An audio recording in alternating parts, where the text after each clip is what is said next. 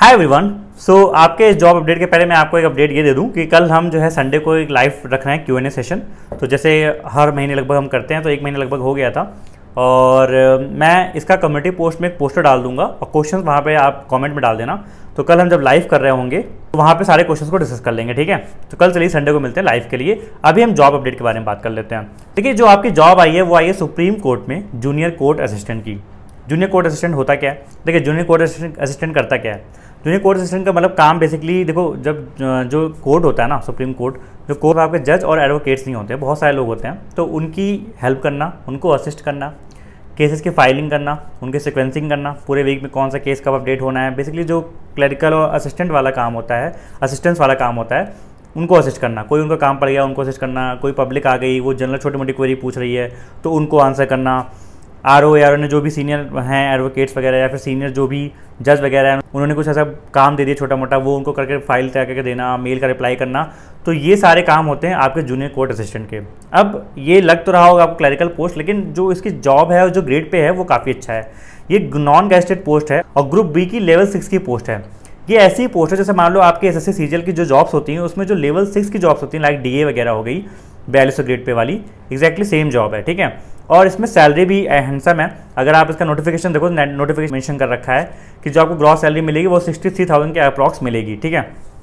तो सैलरी भी अच्छी खासी है। तो इसलिए हम इस जॉब के बारे में डिस्कस कर रहे हैं थोड़ा सा। तो मैं आपको ब्रीफ में बताऊंगा बेसिकली पूरे सिलेक्शन प्रोसीजर के बारे में, क्राइटेरिया के बारे में, एलिजिबिलिटी के बारे में और एग्जामिनेशन पैटर्न क्या है। और बीइंग एन बैंकिंग एस्पिरेंट, अगर आप बैंकिंग की तैयारी कर रहे हो तो क्या आपको इस फॉर्म के लिए अप्लाई करना चाहिए कि नहीं करना चाहिए, जो पेपर का पैटर्न आता है वो एसएससी का होता है या बैंक का होता है। तो ये सारी बातें इस वीडियो में देखेंगे। ध्यान से देखिएगा, वीडियो को जल्दी खत्म कर दूंगा, छोटी वीडियो होगी लेकिन पूरी इन्फॉर्मेटिव वीडियो होगी। लगा के बैठ जाइए 1.25x पे।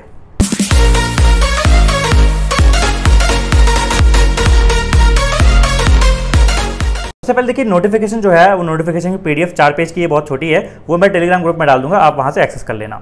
नाउ कमिंग टू जो नोटिफिकेशन ब्रीफ में है वो पूरा मैं समझा रहा हूँ। सबसे पहले क्वालिफिकेशन की बात करें, जो एसेंशियल क्वालिफिकेशन हैं, सबसे जो 3 इंपॉर्टेंट क्वालिफिकेशन इन्होंने मांगी है। सबसे पहला आपका बैचलर होना चाहिए, मतलब आप ग्रेजुएट होने चाहिए। आप कोई भी डिग्री है, बीटेक, बी, बीएससी कुछ भी है, लेकिन ग्रेजुएट आपको कंप्लीट होना चाहिए। अगर आप फाइनल ईयर में हैं तो आप एलिजिबल नहीं होंगे, आपका ग्रेजुएशन कंप्लीट होना चाहिए, ये जरूरी है। दूसरा, आपको टाइपिंग आना चाहिए। अब टाइपिंग आने के लिए कोई सर्टिफिकेट नहीं मांगा, लेकिन आपको 35 वर्ड पर मिनट की टाइपिंग आनी चाहिए। तो 35 मतलब थोड़ा सा आपको तेज सीखना पड़ेगा, ज़्यादा नहीं, और कोई सर्टिफिकेट रिक्वायर्ड नहीं है, आप सीख भी सकते हो। तीसरा, आपको बेसिक कंप्यूटर की नॉलेज होनी चाहिए कि बेसिकली जब वो कंप्यूटर पे काम करवाएंगे, कंप्यूटर का जो टेस्ट होगा अटेम्प्ट कर लो, उन पेपर्स को आप अटेम्प्ट कर लो, और जो वहाँ पे बेसिक काम होते हैं आपने कभी पहले कंप्यूटर चलाया होना चाहिए। Coming to age criteria. इस क्राइटेरिया का पहली बात तो जो डेट है वो 1 जुलाई रखी गई। तो आपके जो भी आप डेट देखना वो 1 जुलाई को देखना कि एज ऑन 1 जुलाई आपकी एज 18 साल से कम नहीं होनी चाहिए, 30 साल से ज़्यादा नहीं होना चाहिए। तो इन्होंने जो एज ब्रैकेट है वो ठीक ठाक रखा है कि जो अर्ली एज में है वो भी अप्लाई कर सकते हैं, जो बाद की एज के वो भी अप्लाई कर सकते हैं। तो 18 से 30 साल के लोग इस एज के लिए, इस फॉर्म के लिए अप्लाई कर सकते हैं। उसमें एक बहुत इंपॉर्टेंट क्लॉज ये है कि वैसे तो एज रिलैक्सेशन मिला है, आप नोटिफिकेशन में देख लेना, लेकिन जो लोग गवर्नमेंट डिपार्टमेंट्स में काम कर रहे हैं उन लोगों को कोई भी एज रिलैक्सेशन नहीं मिलेगा, इस बात का आप ध्यान रखना। Now coming to examination pattern. Basically सबसे मेन मुद्दा यह है कि किस तरह का एग्जामिनेशन होगा, आएगा क्या इसमें। तो देखो, एग्जामिनेशन की अगर मैं बात करूं तो ये जो आपका एग्जामिनेशन है ये टोटल मैं आपको बता रहा हूँ 4 फेज में कंडक्ट करवाया जाएगा। सबसे पहले आपका एक ऑब्जेक्टिव टेस्ट होगा जिसमें 125 क्वेश्चन आएंगे, 2 घंटे कॉम्पोजिट टाइम मिलेगा, उसको क्वालिफाई करना होगा। दूसरा आपका एक टाइपिंग टेस्ट आएगा जिसमें मैंने बताया था 35 वर्ड्स पर मिनट मैंडेटरी होंगे, तो 10 मिनट का होगा, तो लगभग 350 वर्ड्स के आसपास मेरे ख्याल से आएंगे उसमें, वो आपको खत्म करना होगा। तीसरा जो इसमें पेपर होगा वो आपका डिस्क्रिप्टिव का पेपर होगा जिसमें आपको 2 घंटे मिलेंगे, उसमें आपका precis writing, essay writing, letter writing, ये सारी चीज़ें आएंगी। और चौथा जो फेज होगा इन सब के बाद वो आपका होगा इंटरव्यू का, जिसके एक छोटा सा इंटरव्यू के लिए बुलाया जाएगा आपको, साथ में डॉक्यूमेंट वेरिफिकेशन भी होगा। तो एक ये चीज़ें। Not talking about each phase 1 की बात करते हैं। जो आपका फेज 1 है वो 125 मार्क्स का है। 125 में क्या होगा, जो आपका इंग्लिश 50 मार्क्स का आएगा, बाकी 25 मार्क्स का आपका जीके आएगा, 25 मार्क्स का मैथ्स आएगा और 25 मार्क्स की आपकी कंप्यूटर नॉलेज आएगी। तो वही कंप्यूटर नॉलेज जो यहाँ पे बात हो रही थी। अच्छा, तो ये तो हो गया 125 मार्क्स। अब आप बोलोगे टाइमिंग 2 घंटे की रखी गई कॉम्पोजिट, तो आपको जो सब्जेक्ट आपका स्ट्रॉन्ग है, जैसे भी आपको करना है आप वैसे कर सकते हो।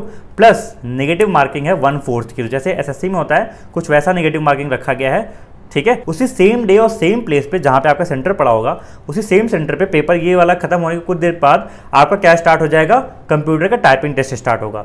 वो टाइपिंग टेस्ट में आपको 10 मिनट मिलेंगे और आपको 35 वर्ड्स पर मिनट लगभग मिनिमम टाइपिंग स्पीड चाहिए होगी, और जो पैराग्राफ दिया रहेगा उसको टाइप करना होगा। वहाँ पे इन्होंने एक छोटा सा क्लॉज ये भी डाला है कि 3% का जो एरर है वो चलेगा, मतलब ऊपर नीचे चलेगा। इसके बाद जैसे मैंने बताया आपका 2 घंटे का एक डिस्क्रिप्टिव पेपर होगा जिसमें आपका कॉम्प्रिहेंशन आएगा, ऐसे आएगा, आपका लेटर और प्रेसी राइटिंग, ये सारी चीज़ें आएंगी। किससे कौन कौन कितने मार्क्स का आएगा वो भी डिटेल नहीं आया है, जब वो पेपर का पैटर्न आएगा तब उसको हम बात करेंगे, लेकिन अभी नहीं आया है। ठीक, अब आपका ये 3 फेज तो हो गया।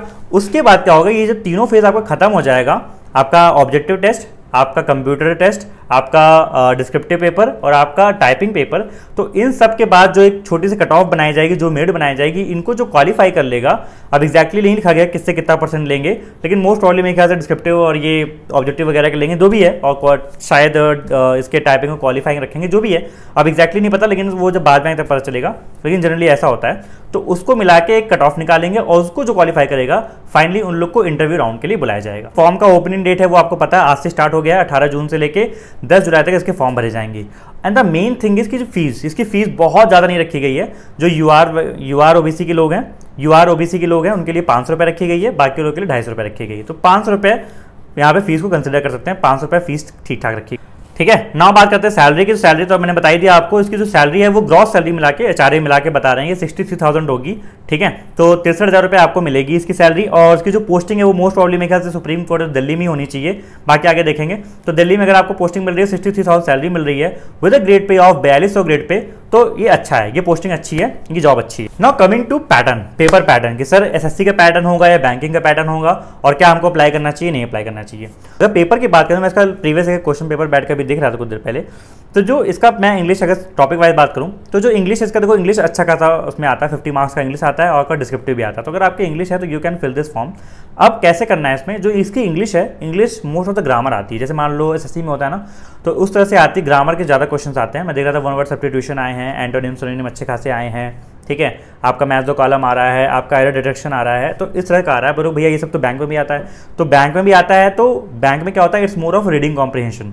तो रीडिंग कॉम्प्रिहेंशन पर उतना ज़्यादा फोकस करके ना, यहाँ पे ग्रामर पे ज़्यादा फोकस है, आरसी पे ज़्यादा फोकस रहता है। मतलब इसका ये नहीं पैसेज नहीं आते, पैसेज उसमें भी आते हैं, लेकिन ग्रामेटिकल पोर्शन ज़्यादा आता है। ठीक है, ग्रामर पे ज़्यादा इंफेसिस रहता है।